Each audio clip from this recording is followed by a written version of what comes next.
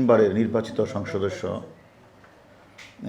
আনোয়ার আজিম আনার উনি এমপি মহোদয় 12 তারিখ গেদে বর্ডার দর্শনা চুয়াডাঙ্গা হয়ে উনি কলকাতা যায় এবং সেখানে ওনার একজন পরিচিত বন্ধু গোপাল নামে একজনের বাসায় ওঠে। তাই সকালে নাস্তা করে সে আসলে বের হয়ে যাওয়ার পরে 13 তারিখ সন্ধ্যা পর থেকেই গোপাল তাকে বলছে সন্ধ্যায় আসবে, আর আসে নাই। তখন এখান থেকে বাংলাদেশ থেকেও তার মেয়ে বা তার পিএস এরা খোঁজখবর নিচ্ছে, কিন্তু সে টেলিফোনটা ধরছে না।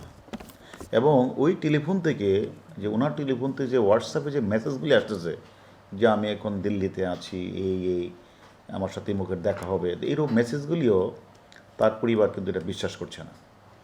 তাই আসলে আমি আবার এই খবরটা 2 দিন আগেই পাই। ইন্ডিয়ান একজন ভদ্রলোক, আমাদের মাননীয় এমপি মহোদয়েরও ক্লোজ, সে আমাকে আবার টেলিফোন করে আগের দিন রাতে আমাকে জানায়। তো জানানোর পরে আমি আবার ইন্ডিয়ান যারা গোয়েন্দা কর্মকর্তা বা এসটিএফ তাদের সাথে আমিও কথা বলি। তো আজকে এমপি মহোদয়ের কন্যা সে আমাদের কাছে আসছে যে তার বাবাকে সে টেলিফোনে খুঁজে পাচ্ছে না, সে আসছে। তো আসার পরে আমরা এখনও আবার আমাদের যে এডিসি শাহেদুর সহ আমরা ইন্ডিয়ান যে এসটিএফ পুলিশ বা থানার ওসি তারপর ডিসি সবার সাথে আমরা কথা বললাম। তারাও অনেক কাজ করছে এবং সর্বশেষ যে উনি যে ওনার নাম্বারটা, উনি 2টা নাম্বার ছিল, 2টা নাম্বার ছিল বাংলাদেশি নাম্বার, একটা ছিল ইন্ডিয়ান নাম্বার। তো 2টা নাম্বারই আমরা ইন্ডিয়ান পুলিশের সহযোগিতায় কিন্তু আমরা 2টা বাংলাদেশি ইন্ডিয়ান সহযোগিতা আমরা যেটা দেখলাম যে 16 তারিখ সকালে ভোরে 2টা কল দেয়। একটা কল দেয় হলো তার এপিএসের নাম্বারে, ভোর মেবি 7টা বা 7:46 এরকম। আরেকটারও কল দেয় হলো তার ঝিনাইদহ জেলা আওয়ামী লীগের সেক্রেটারি মিন্টু ভাইয়ের কাছে। তো এই 2টা রিং দিয়েছে, কারণ তো সকালবেলা তো কেউ টেলিফোনটা ধরতে পারে নাই। কিন্তু আবার আমরা যখন ইন্ডিয়ান পুলিশের সহায়তা আবার দেখলাম যে ইন্ডিয়ান নাম্বারে যে লোকাল সেটা হচ্ছে মুজাফফরাবাদ, অর্থাৎ বিহারের দিকে। তো সব কিছু মিলিয়ে আসলে আমরাও বেশিটা খোঁজখবর রাখছি।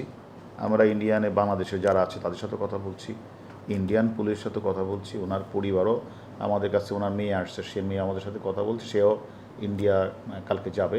তার ওখানে আমরা পুলিশের সাথে কথা বলছি, সবাই আমরা কাজ করছি।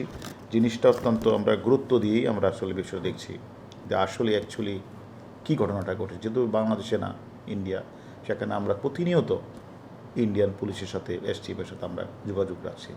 আমাদের উদ্দেশ্যটা হচ্ছে যে আসলে যে কারণটা কি, ওনার টেলিফোন মাঝে মাঝে খুলে মাঝে মাঝে বন্ধ হচ্ছে, বা ইন্ডিয়ান নাম্বারটাও বন্ধ হচ্ছে, খুলছে, এটা কারা করছে, কি কোনো ব্ল্যাকমেলের শিকার হয়েছে কিনা, সব কিছু এসে আমরা ইন্ডিয়ান পুলিশের সাথে যোগাযোগ করে আমরা এটা বের করার চেষ্টা করছি।